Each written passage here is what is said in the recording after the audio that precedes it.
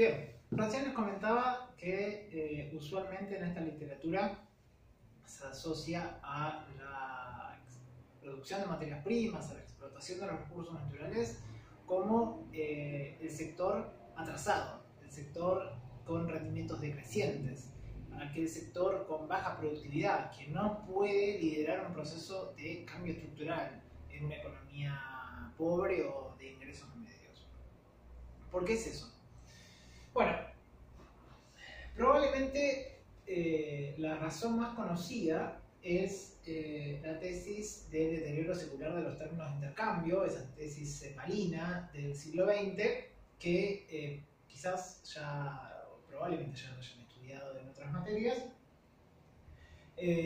y cuyos, a ver, por las dudas resumo o comento, la idea es que en el largo plazo el precio de las materias primas en los mercados internacionales crece a una tasa menor o incluso caen, y los precios de las manufacturas crecen a una tasa superior, ¿sí? Por lo tanto, la relación de intercambio entre los países que exportan materias primas y los que exportan manufacturas se vuelve desfavorable para los primeros. ¿Por qué? ¿Por qué pasa eso? ¿Por qué se supone que puede pasar eso? Hay tres factores principales que uno puede señalar como los causantes de este deterioro, supuesto deterioro de los términos de intercambio. Dos de la oferta y una de la demanda, ¿sí? A ver, algo que es que no se puede discutir es que la oferta de los recursos naturales o la oferta de las materias primas en el corto plazo es muy rígida, muy inelástica, ¿sí? Pensamos en el caso de los alimentos: trigo, maíz, soja, principales tres cultivos de Argentina. El mercado da señales de precio, ¿sí? Por ejemplo, aumenta fuertemente la demanda de trigo, vamos a suponer, en el mundo. Hay una sequía en otra parte del mundo donde se produce y hay escasez de trigo.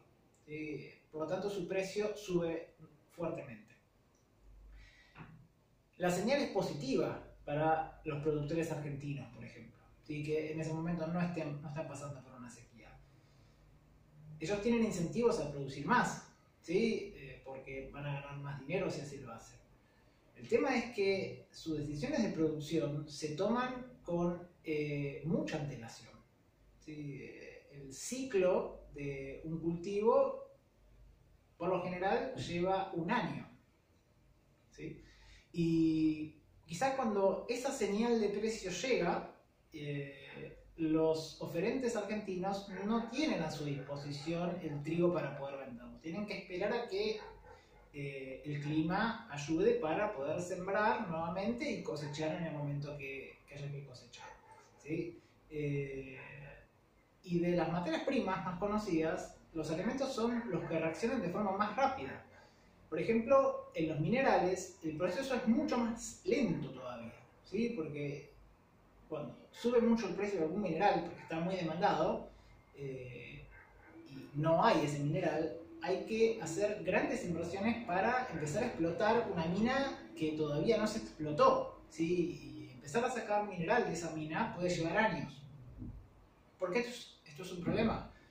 Bueno, porque lo que usualmente sucede es que cuando hay señales de precio positivas para estos sectores, suele haber una sobrereacción de la oferta y en el momento en que la oferta se pone en juego en el mercado, excede por mucho la demanda existente, ¿sí? Porque a veces estas cuestiones de demanda son temporales, no son estructurales, y muchas veces la demanda se retrae a niveles históricos y la oferta aparece, ¿sí? Esa oferta que fue inducida en el primer momento y el precio se deprime de manera importante. Otro factor por el lado de la oferta es que suelen aparecer sustitutos sintéticos. A medida que va pasando el tiempo y la tecnología avanza, varias de las materias primas pueden ser sustituidas por producciones también de manufactura. Obviamente, cuanto más competencia, menor el precio. Y el otro tiene que ver con la demanda, ¿sí? Que se supone, y esto se convalida bastante, de que las preferencias de los agentes suelen ser no homotéticas.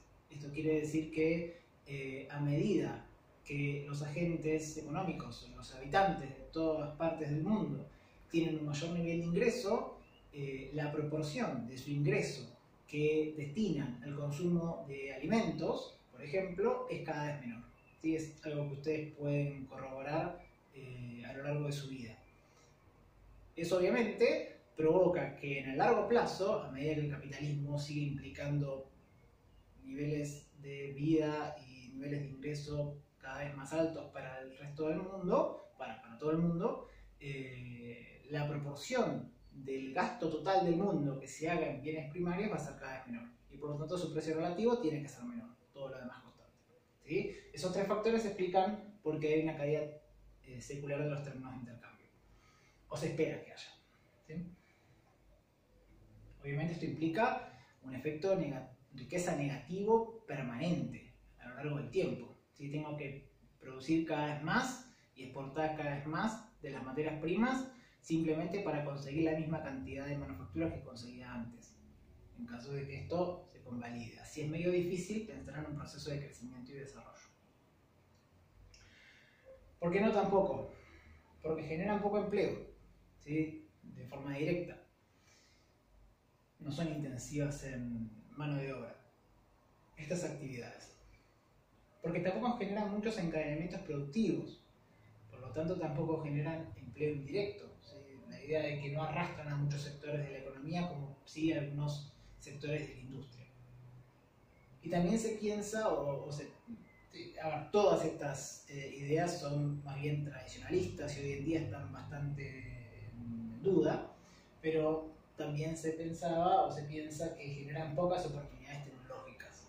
¿Sí? La idea de que hay poco espacio para la innovación en las materias primas y eso impide la agregación de valor en este sector.